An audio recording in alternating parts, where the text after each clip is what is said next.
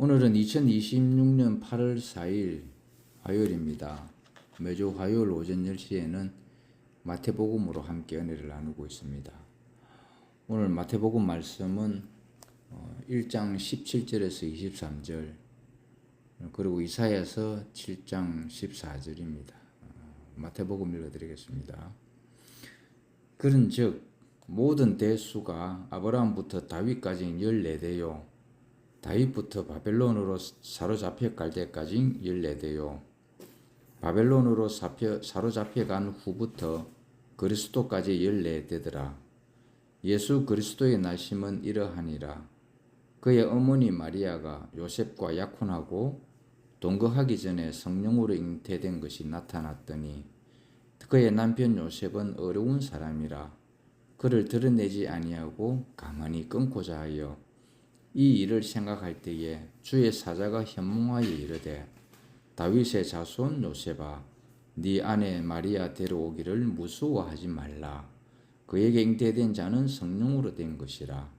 아들을 낳으리니 이름을 예수라 하라.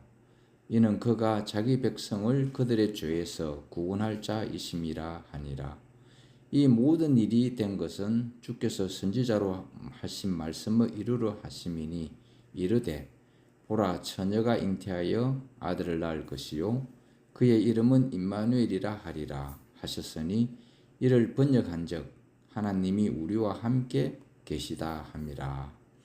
마태복음 1장 23절이 바로 이사야서 7장 14절에 기록된 말씀입니다. 이게 예수가 태어나기 약 500년 전인가 400년 전에 이렇게 이사야가 이렇게 예언을 했습니다. 이 이사야의 예언 후에 예수 그리스도가 탄생이 되는 것입니다. 오늘 말씀의 제목은 세상의 소망이 끊어질 때에 세상의 소망이 끊어진 그 안에서 그리스도가 나시는 그 장면입니다. 참 이스라엘도 완전한 소망이 구약시대 때 끊어졌을 때에 선지자도 없고 아무도 없을 때에 그야말로 절망의 가운데 있을 때에 하나님이 이사야를 통해서 이스라엘의 소망을 불어넣어 줬습니다. 그 시련이 약 400~500년이 지난 후에 그것이 실현이 됐습니다. 우리가 당장 지금 하나님의 말씀이 지금 실현이 안 된다고 절망할 필요 없습니다. 하나님은 반드시 하나님이 자신의 말씀을 실행하시는 분이니까 우리는 하나님이 하시는 일을 지금 현재 어렵고 힘들고 절망 가운데 있다 하더라도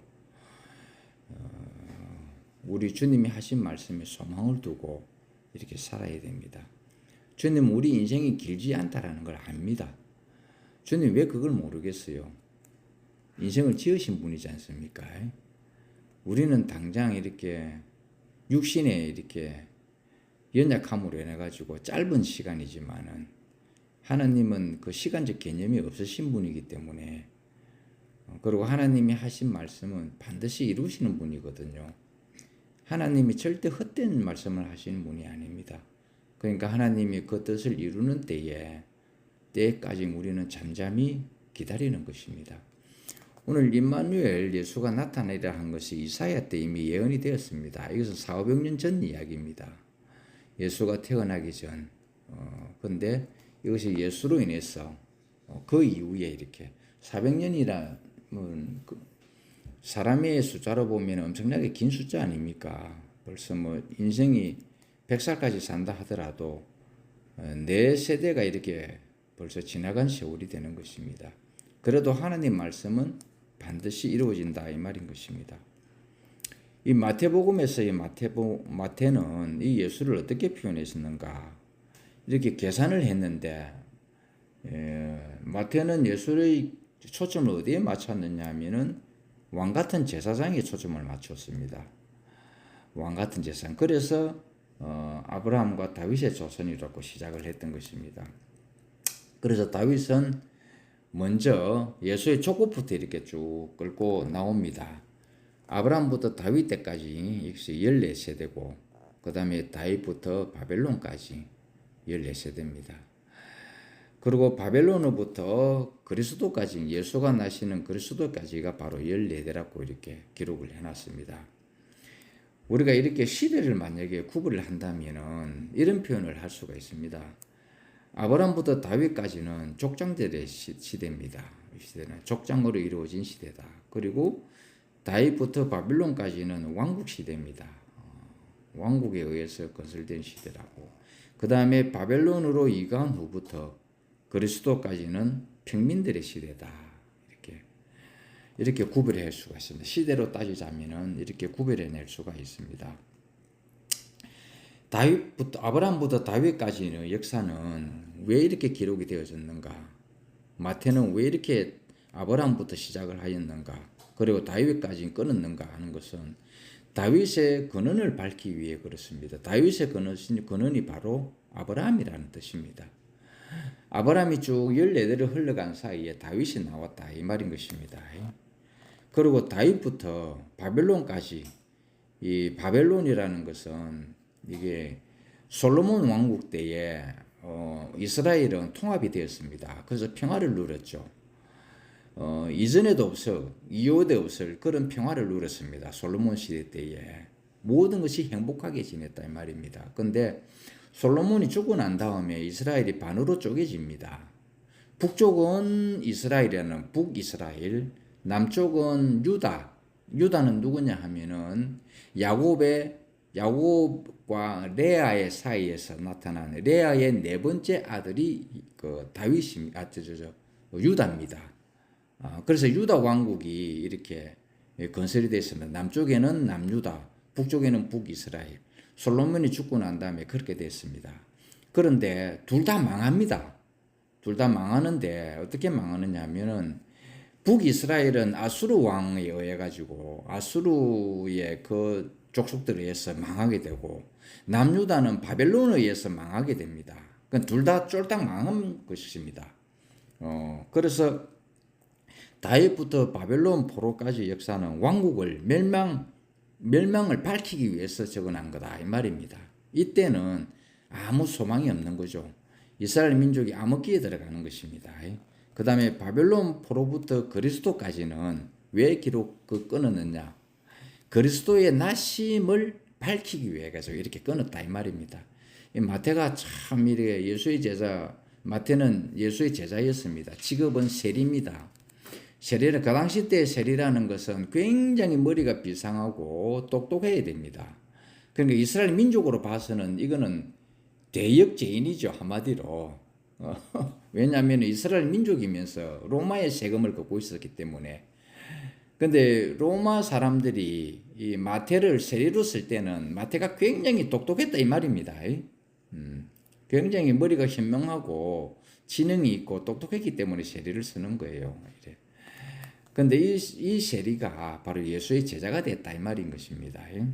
그래서 바벨론 포로부터 그리스도까지 낚이는 14세대를 이렇게 끊은 이유는 그리스도가 이렇게 났다 하는 것을 밝히 보여주기 위해서 그러는 것입니다. 하나님이 아브라함을 부르실 때에 왜 불렀겠습니까? 민족을 만들기 위해서 불렀습니다. 그 나라, 아브라함의 나라를 만들기 위해서 부른 게 아니고요. 하나님의 나라를 건축하기 위해서, 건설하기 위해서 아브라함을 불렀습니다. 하나님은 사람을 통해서 자기 나라를 건축하시는 분입니다. 하나님이 정진호를 부를 때에 정진호 나라를 건축하려고 부른 게 아니고요. 나를 통해서 자기 자신의 나라를 건축하려고 부르다 이 말인 것입니다. 그러니까 우리의 하나님이 선택하신 목적은 하나님의 필요와 목적 때문에 불림을 받은 것입니다. 내가 잘 먹고 잘 살고 건강하고 내가 어떻게 편하게 살기 위해서 하나님 우리를 선택하신 것이 아닙니다. 하나님 나라를 이루게 하려고. 그러니까 우리의 목적이 하나님 나라에 있으면 우리가 행복해지는 것입니다. 그것이 축복이고 영광이다 이 말인 것입니다. 사람은 자기 자신을 위해서 살면 얼마나 옹졸해지는지 모릅니다. 뭐라 그럽니까? 자기를 위해서 사는 것을 굉장히 개인적이고 이기적이고 핍절하다 그럽니까? 피폐해집니다. 그리고 옹졸해진다 이 말입니다. 그러나 우리가 하나님의 필요와 목적에 의해서 지어진 그 목적대로 사용이 되면은 우리는 굉장히 행복해지고 영광스러움으로 자기 자신이 드러나게 되는 것입니다. 그러니까 여러분이 나를 위해서 아둥바둥 살라 하면은 더 옹졸해집니다. 핍절해지고요. 생각의 범위가 좁아진다 이 말입니다. 하루하루 불안해서 못 삽니다. 그러나 하나님의 필요와 목적이 자기 자신의 필요와 목적이 딱 변해버리면은 이것은 정말 축복이고 행복이 그리고 영광이 자기 자신 안에서 나온다라는 걸 알게 되는 것입니다. 그러니까 하나님이 우리를 지으신 목적, 우리를 선택하신 목적은 그리고 하나님이 아브라함을 선택한 목적은 갈대 우르에서 불러낸 목적은 아브라함의 자손을 번성케 하려고 하는 게 아닙니다. 외형적으로 보면 틀림없이 아브라함의 자손이 번성된 건 맞죠. 그러나 그 안에 하나님의 목적이 있었다 이 말입니다. 하나님의 나라를 건설하고자 하는 목적이 아브라함을 통해서 나타난다 이 말입니다. 그러니까 아브라함의 족속이 아니죠. 사실은 우리 하나님의 백성이다 이 말인 것입니다. 우리 모두는 하나님의 백성이 되게 하려고 그 백성은 나라를 건축하는 데서 나라를 구성하는 데서 반드시 필요합니다. 두 가지가 필요하죠. 하나는 땅이고 하나는 사람입니다. 이 두 가지가 꼭 필요하다 이 말인 것입니다. 그래서 하나님이 아브라함을 갈대 우르에서 불러낼 때에 다른 목적은 없습니다. 하나님 자신의 나라를 건축하고자 그렇게 불렀다라는 것입니다. 그러니까 사람들의 요구를 들어주기 위해서 우리를 선택한 것이 아니다 이 말인 것입니다. 사람들 요구에 합당한 나라가 되게 하려고 그리고 그러려고 아브라함을 부른 게 아니고 우리를 부른 것이 아니라는 것입니다. 여러분의 하나님을 대할 때 착각하면 안 됩니다. 절대로. 하나님은 사람들의 합당한 이유를 들어주기 위해서 부르신 분이 아니라는 것입니다. 하나님은 자신의 어떠함을 드러내려고 자신의 목적을 실현시키려고 우리를 불렀다 이 말인 것입니다. 하나님의 목적은 다른 거 없습니다. 자기 나라를 건축하는 것입니다. 하나님 나라에 합당한 나라를 건축하려고 그래서 불렀다라는 것입니다. 그런데 이 이스라엘 민족이 전혀 생각을 못한다 이 말입니다. 왜 그러냐면은 그럴 수밖에 없는 것이 그는 선악과를 먹고 난 다음에 자기 자신만 생각하는 사람들이 됐다 이 말인 것입니다. 사람이 선악과를 먹으면은 독립적으로 이루어집니다. 오직 자기만을 위한 생각밖에 없습니다. 내가 잘 되면 행복하고 남이 못 되면 불행하다 이렇게 된다라는 것입니다. 이게 선악과를 먹은 사람들에게 나오는 기질입니다. 자기밖에 생각 안 합니다. 그러니까 옹졸해질 수밖에 없죠. 자기만 생각하니까 옹졸해질 수밖에 없다 이 말인 것입니다. 그래서 이스라엘 민족도 마찬가지입니다. 자기들의 필요로 왕국을 이렇게 세웠다라는 것입니다. 네피림의 왕국이죠. 자기들의 왕국은 곧 네피림의 왕국입니다. 네피림의 왕국이라는 게 뭔 말이냐면 하나님을 대적하는 왕국이다 이 말인 것입니다. 하나님의 목적으로 살아야 할 민족이 자기들의 합당한 이유를 내세워서 자기들의 나라만을 세운 것이 바로 네피림이다 이 말인 것입니다. 그래서 이스라엘 백성은 꼭 보면은 자기들밖에 생각 없어요. 하나님이 그렇게 수많은 이적을 보여주고 표적을 보여줘도 자기들에게 조금만 손상이라도 오면은 다번에 하나님을 원망합니다. 그렇잖아요. 출애굽한 이스라엘 백성이 물이 없다고 또 원망하죠. 먹을 게 없다고 원망하죠. 뭐가 그친다고 자기에게 뭐가 만족이 안 되면은 항상 하나님을 원망해 왔던 그런 민족이다 이 말인 것입니다.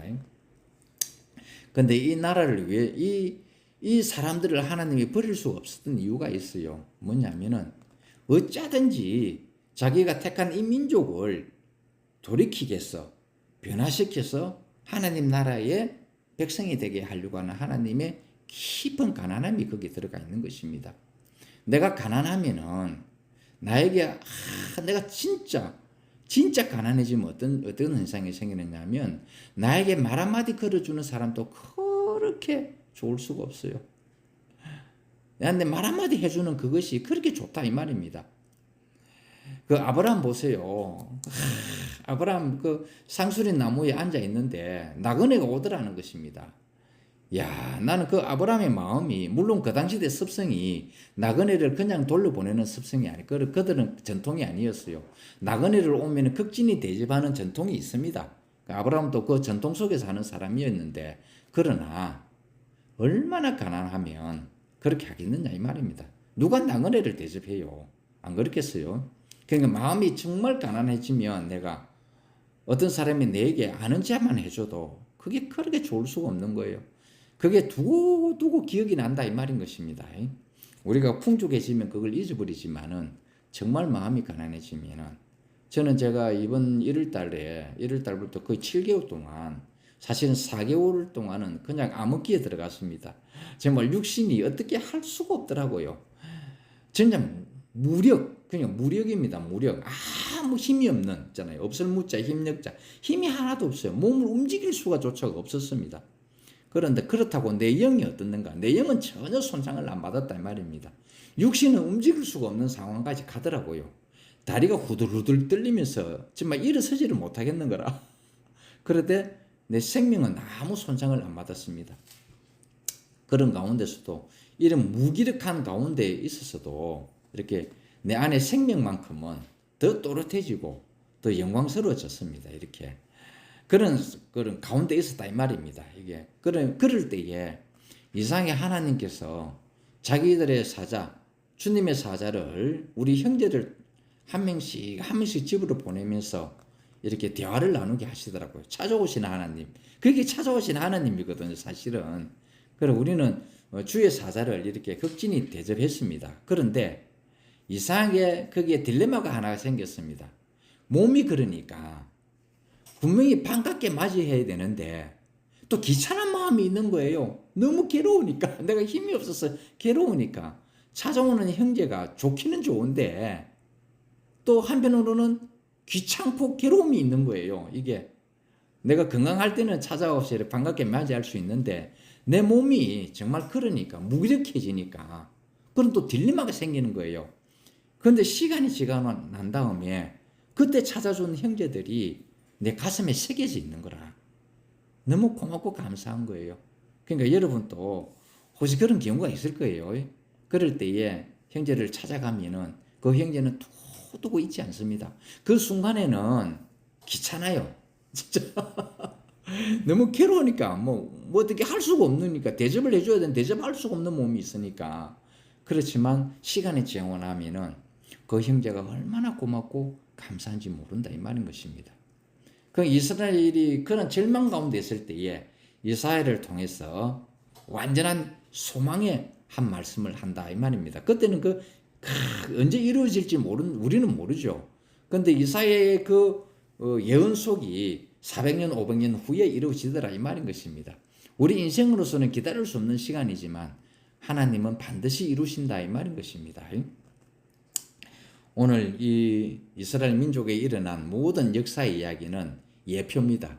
그리스도가 나타나기 위한 모든 예표라는 것입니다. 구약은 이스라엘의 역사입니다.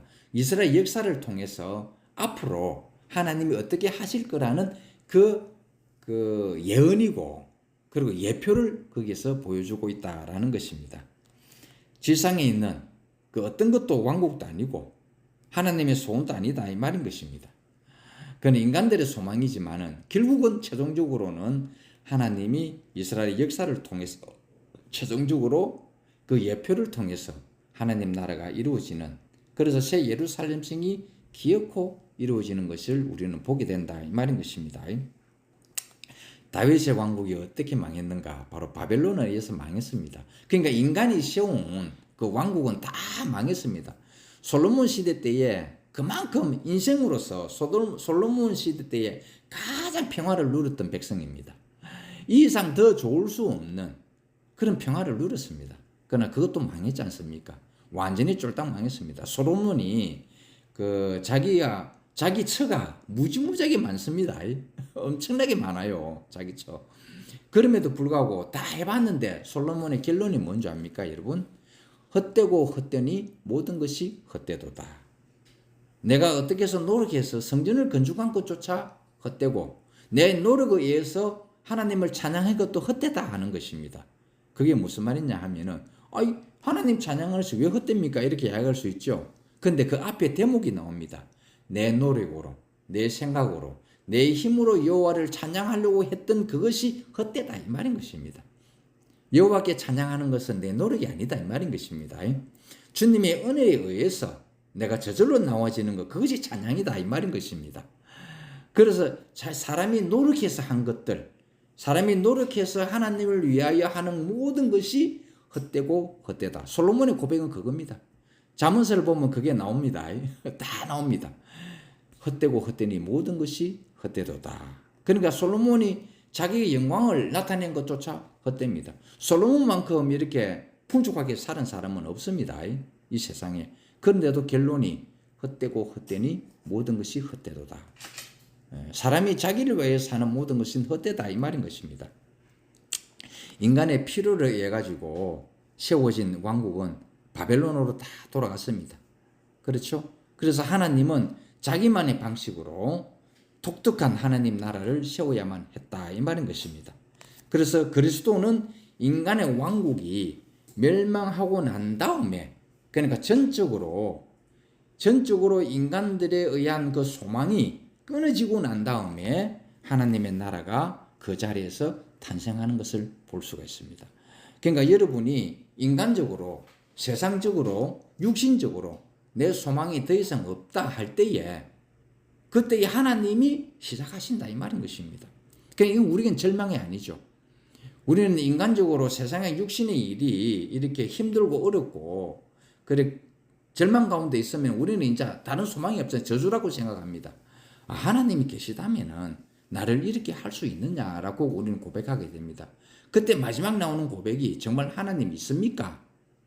하나님 진짜 존재하는 겁니까? 라는 고백이 마지막 고백입니다. 그 고백이 나오는 순간부터 하나님 나라가 시작이 된다 이 말인 것입니다. 우리는 정말 절망을 한번 느껴보면 그 어떤 것도 나에게 은혜라는 것을 알게 된다 이 말인 것입니다. 깊은 절망에 빠지지 않으면은 우리가 그것이 은혜인 줄 모릅니다. 하나님이 하시는 모든 일이 은혜인 줄 모른다 이 말인 것입니다. 우리는 망각하죠. 우리나라 속담에 그런 게 있잖아요. 알이 올챙이가 되고 올챙이가 개구리가 됐는데 개구리가 되고 나가니까 올챙이 시절을 잃어버린다 이 말인 것입니다. 우리는 하나님의 은혜 속에 지금 살고 있으면서도 그것이 하나님의 은혜인 줄 모른다 이 말인 것입니다. 우리가 진짜 하나님의 은혜를 알려면은 우리가 세상의 절망 가운데 한번 빠져보면 모든 것이 다 은혜인 줄 압니다. 우리는 쉽게 숨을 쉬잖아요. 공기가 있어가지고. 근데 숨을 쉽게 못 쉬는 사람이 있어요. 그런 사람들은 이렇게 산소 호흡기를 끼고 있습니다. 우리에게는 숨 쉬는 것이 너무나 자연스럽고 그렇잖아요. 너무 세상에 이거보다 더 쉬운 게 없잖아요. 숨 쉬는. 그래서 운동 중에 가장 쉬운 운동이 숨쉬기 운동이라잖아요. 그만큼 숨 쉬는 것이 쉽다 이 말입니다. 그러나 이렇게 그 숨 쉬는 것조차 힘든 사람이 있다 이 말인 것입니다. 그 힘든 사람들에게 산소 마스크를 끼고 있는 그 사람에게는 산소 마스크 없이 숨을 쉬는 사람들이 얼마나 부러운지 모른다 이 말인 것입니다. 그때 자기 자신도 그때 있었다. 그때도 자기도 산소 마스크 없이 끼는 시절이 있었을 거 아닙니까? 그때가 주님의 은혜구나 이렇게 안다 이 말인 것입니다. 그러나 이스라엘 민족도 완전한 세상에서의 절망, 자기들만을 위해서 왕국을 건설을 해왔던 것이 완전히 멸망 가운데 빠졌을 때에 완전한 소망이 없었을 때에 그때 하나님의 방식으로 우리를 소망의 길로 인도해내겠다 이 말인 것입니다. 그래서 하나님의 그리스도의 세계는 어떤 데 건축이 되는가?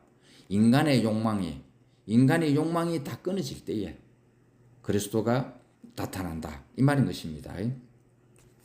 오늘 우리 주님은 어디로 이끄시는가? 새 예루살렘 성하여 계속 이끌고 있다라는 것입니다. 여기서 우리가 아브라함과 다윗의 자손 예수 그리스도는 분명히 한 왕으로 세상에 왔습니다. 분명히 한 왕과 같은 제사장으로 왕이자 제사장으로 우리에게 왔다 이 말인 것입니다. 그런데 그분이 왕으로서 제사장으로 갖고 있는 그 권위로 그 권세를 우리에게 분배를 해줬다 이 말인 것입니다.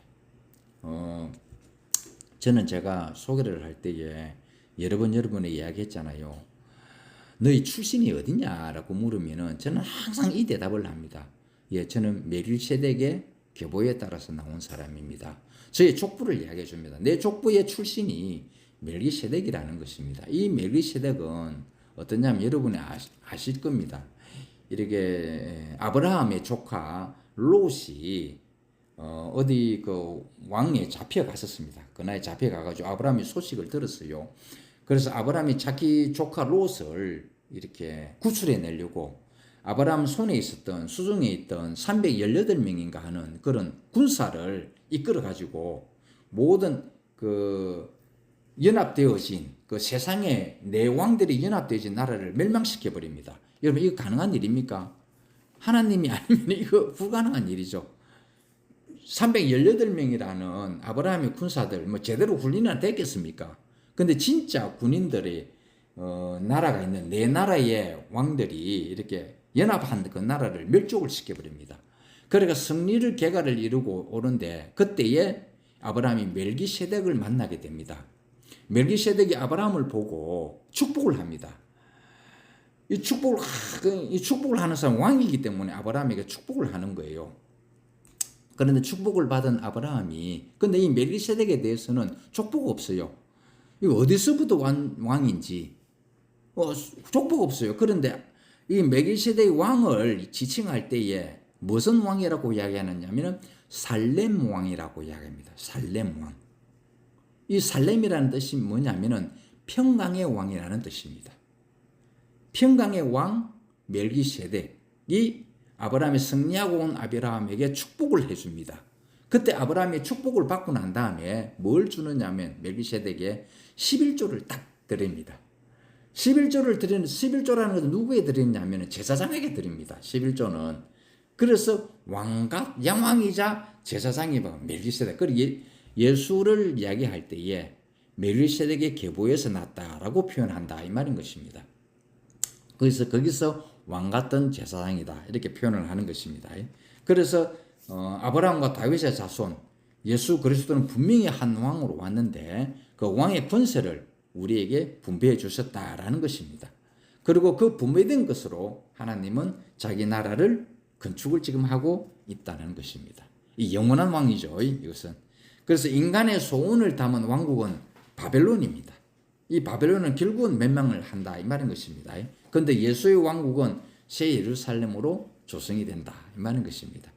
인간의 소원을 담아서 건축한 것은 바벨론이지만은 그러나 예수의 왕국, 예수의 피로 이루어진 이 왕국은 바로 새 예루살렘으로 조성되어져서 나타난다 이 말인 것입니다. 그러니까 완전한 이 세상의 완전한 소망과 그것이 몰락이 되어지고 그 소망이 완전히 끊어지고 난 이런 과정을 거친 이후에야 비로소 하나님의 나라가 시작이 되는 것입니다. 이스라엘 민족은 400년 동안 암흑기를 지냈습니다. 아무 소망이 없는 그야말로 하나님도 여기에는 침묵한 기간이었습니다. 400년 동안. 그런데 그 이후에 완전한 하나님의 나라가 한 사람으로 인해서 하나님의 나라 건축이 시작이 된다. 그가 누군가 바로 예수 그리스도다 이 말인 것입니다. 그래서 예수 그리스도의 나심은 이거합니다. 세상이 끊어짐 안에서 세상의 소망이 완전히 끊어짐 안에서 예수가 나타났다 이 말인 것입니다. 예수의 나아짐은 바로 이겁니다. 세상의 소망이 끊어질 때에 그것은 우리에게는 절망이 아닙니다. 저주가 아닙니다. 우리 안에서 세상의 소망이 끝나야 하나님의 온전한 나라가 시작이 된다 이 말인 것입니다. 거기서부터 시작이 되어야 모든 것이 다 회복이 된다 이 말인 것입니다. 하나님 나라는 어디서 나오는가? 사람 안에서 나온 게 아닙니다. 하나님의 나라는 절대 사람 선악과를 먹은 사람 안에서 하나님 나라가 나오는 게 아닙니다. 하나님의 생명에 의해서 하나님이 나타난다 이 말인 것입니다. 그래서 민족의 근원이 될 이삭 보세요. 민족의 근원이 될 이삭은 어디서 나왔냐면은 아브라함의 육신적인 산 소망이 끊어지고 난 다음에 그 다음에 이삭이 나타났지 않습니까? 하나님의 방식은 이러하다 이 말인 것입니다. 그리고 그리스도도 마찬가지입니다. 이스라엘의 모든 것이 끝나고 요셉의 관여가 불가능한 그러니까 서로 약혼되어진 혼약이 되어진 요셉의 관여가 불가능한 마리아에게서 바로 그리스도가 탄생을 한다 이 말인 것입니다. 참 신기한 일이죠. 근데 이 예언이 바로 400~500년 전에 이사야를 통해서 이야기되어졌다 이 말인 것입니다. 그래서 아브라함과 다윗의 자손 예수 그리스도의 계보는 이삭을 끌어오기 위한 하나님의 계획과 같은 것입니다. 그 족속과 나라를 이끌어온 하나님의 계획 안에 이것이 다 들어있었다 이 말인 것입니다. 그러니까 우리도 지금 살고 있는 이 순간이 이게 하나님이 교회와 새 예루살렘으로 가는 어느 정점 안에 우리도 있는 것입니다. 하나님의 계획 안에. 그래서 우리가 표현하는 것이 하나님의 경륜 안에라는 말이 바로 그 말입니다. 교회와 새 예루살렘성을, 교회는 지금 새 예루살렘성을 향하여 지금 그걸 가고 있습니다. 그 가고 있는 그 어떤 지점에 우리가 거기에 들어가 있다 이 말인 것입니다. 참 복된 일이죠 이것이. 그러니까 하나님의 목적 중에 있는 이 나라는 복된 나라다 이 말입니다. 그리고 하나님의 목적 중에 있는 사람은 복된 사람이다 이 말인 것입니다. 이스라엘은 나라를 필요했지만은 왕국은 다시 건설되었지만 일어나지 못했습니다. 패망하여 가지고. 그러니까 다윗 같은 그런 영원한 왕국, 솔로몬 같은 그런 영원한 왕국들도 사람이 시한 왕국들은 영원히 사라져 버렸다 이 말인 것입니다. 그런데 이제는 영원히 사라지지 아니할 왕국이 하나 나타나는데 그 출발점이 예수 그리스도였다 이 말인 것입니다. 그것이 새 예루살렘성이고 이 새 예루살렘은 영원히 없어지지 아니한다 그랬습니다. 그러니까 우리는 그 지금 어느 한 지점에 들어가 있다 이 말인 것입니다. 하나님의 나라는 어디서부터 성취되는가? 바로 그리스도 예수를 통하여 성취된다 이 말인 것입니다. 그리스도를 통하여 성취된다. 사울을 통하여 세워졌고 다윗을 통하여 승리했고 솔로몬을 통하여 영화를 누렸던 이 나라는 완전히 사라졌습니다. 영원히 사라졌다 이 말인 것입니다. 인간들이 세운 모든 왕국은 다 사라졌지만 그리스도를 통하여 세워지는 이 왕국은 절대로 없어지지 아니한다 이 말인 것입니다. 영원하다 이 말입니다. 다시 옛길로 돌아설 수 없다 이 말인 것입니다. 우리가 하나님의 나라에 가는 그 길은 어떤 길이냐 하면은 고속도로를 탄 길하고 똑같습니다. 우리가 국도에는요 너무나 그 우리를 스탑시키는 것들이 많이 있습니다. 횡단보도 앞에서 서야 되죠. 그 다음에 턱 있죠, 턱.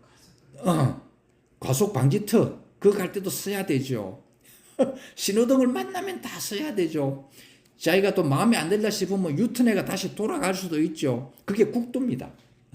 자기가 하고 싶은 대로 할 수 있는 게 딱 국도고 자기가 안 하고 싶어도 해야만 하는 게 국도입니다. 그러나 고속도로에 들어가면요 백이 없어요. 거기는 신호등이 없다 이 말인 것입니다.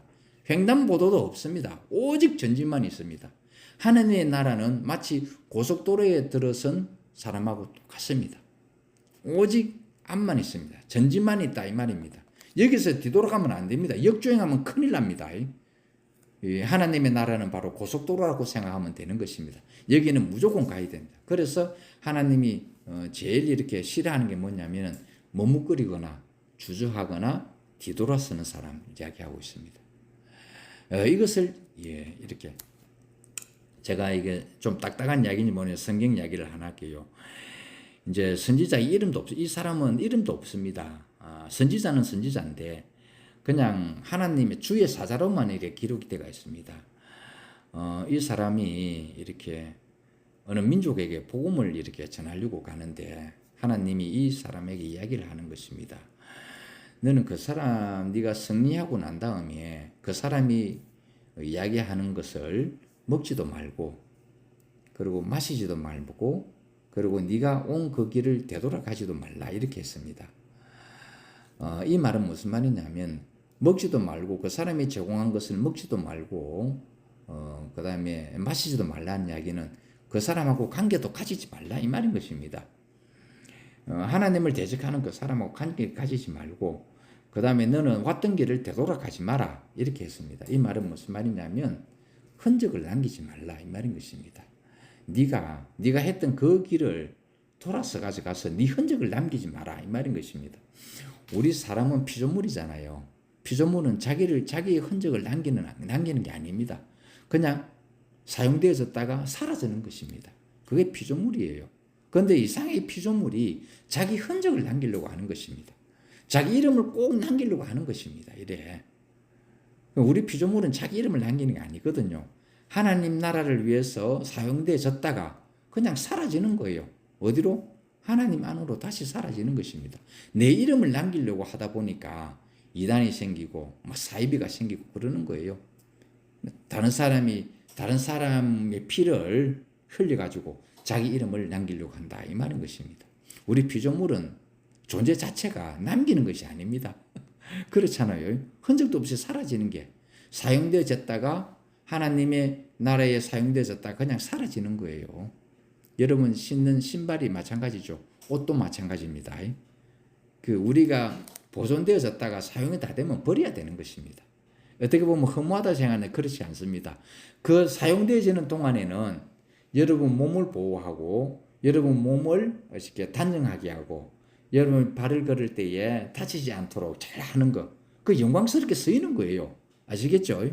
영광스럽게 쓰이는 동안에는 영광스럽다 이 말인 것입니다. 그러나 다 떨어지고 낡아지면 당연히 버려야죠. 그걸 계속 입을 수는 없습니다. 이게 바로 피조물이다 이 말인 것입니다. 주님께 사용되어지는 동안에는 영광스럽게 사용되어졌다가 흔적을 남기지 않고 가야 되는 것이에요. 이게.